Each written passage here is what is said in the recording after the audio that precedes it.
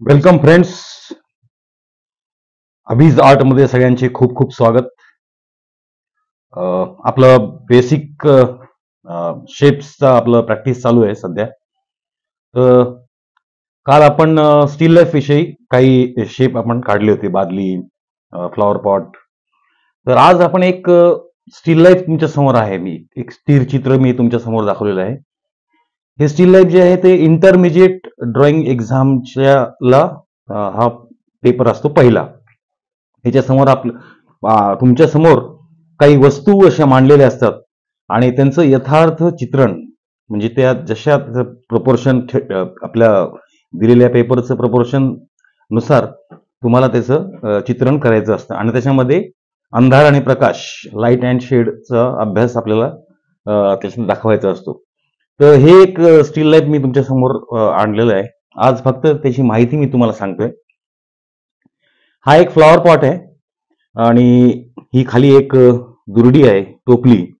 त्याच्यामध्ये हे 3 वांगे आहेत, हे टमाटे आहेत. एका उलट्या प्लेटवरच्या वर हे 3 टमाटे ठेवलेले आहेत आणि एका काचेच्या ग्लासमध्ये पाणी आहे, त्यात पांढरा रंग असा त्यांनी कालवलेला आहे. ह्या चित्राचं माध्यम जे आहे ते ऑइल पेस्टल आहे. ऑइल पेस्टलने हे चित्र काढलेलं आहे आणि हे चित्र पांढऱ्या कागदावर नसून ग्रे शीटवर हे काढलेलं आहे. पाहताय तुम्ही, पूर्ण जवळपास पूर्ण अर्धा सीट भरून हे चित्र आहे.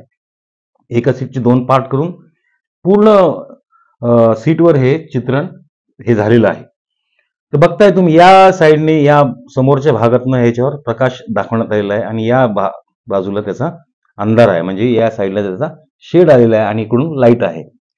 तोच प्रकार या टोपलीमध्ये सुद्धा आहे. या टोपलीत या इकडच्या भागात थोडासा प्रकाश आहे आणि इकडच्या त्याच्या आतल्या भागात थोडासा अंधार आलेला आहे, बघा दिसतंय आपल्याला पूर्ण. तसंच या वांग्याचं सुद्धा आहे. हे वांगे टोपलीच्या आत आहेत, त्याच्यामुळे या भागामध्ये त्याच्या अंधार आलेला आहे आणि समोरच्या भागामध्ये त्याचा प्रकाश आहे. तोच प्रकार या दुसऱ्या वांग्यात सुद्धा आहे. हे तिसरे वांग या 2 वांग्याच्या आतमध्ये लपलेलं असल्यामुळं आणि त्याच्या खालच्या भागात अंधार आलेला आहे, बघा. हे विणलेलं टोपलं लाकडाच्या पट्ट्यांपासून, त्यामुळे त्याच्या आतल्या भागामध्ये थोडा थोडा अंधार आलेला आहे. तोच प्रकार आहे. हे जे टमाटे या पालथ्या झाकणावर ठेवलेले आहेत, त्याच्या माग पूर्ण अंधार आलेला आहे, म्हणजे तिथं लाईट प्रकाश नसल्यामुळे तिथला भाग आपण काळ्या रंगाने आपण तिथं दाखवलेला आहे. या पाण्याच्या ह्या ग्लासमध्ये हे जारमध्ये जे पाणी ठेवलेलं आहे त्यात पांढरा रंग आहे आणि काही काही ठिकाणी त्याच्यावर प्रकाश पडलेला आहे.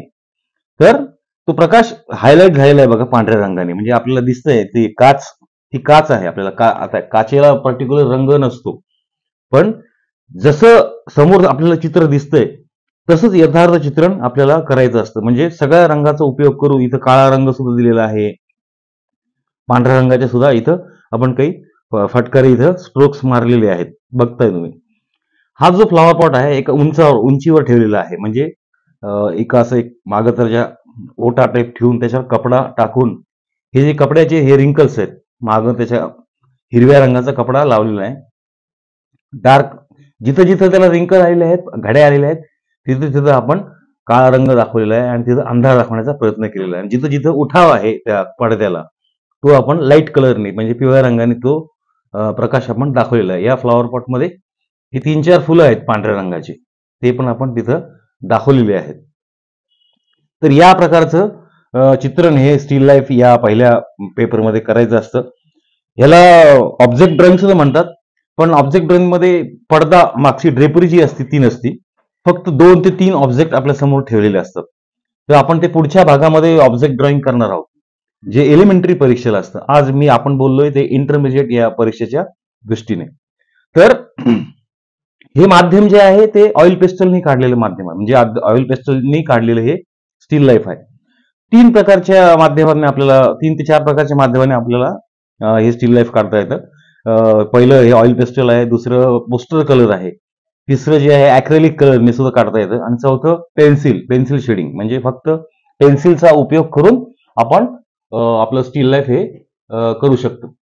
तर अशा प्रकारे एकदा तुम्ही जरूर, आपण काल फक्त पेन्सिल शेडिंगनी आपण ऑब्जेक्ट बनवले होते स्टील लाईफचे, तर तुम्ही आज रंगाने ऑब्जेक्ट करून बघा आणि सराव करा. लाईट आणि शेडचा. आता लवकरच आपण पुढच्या भागामध्ये भेटूया.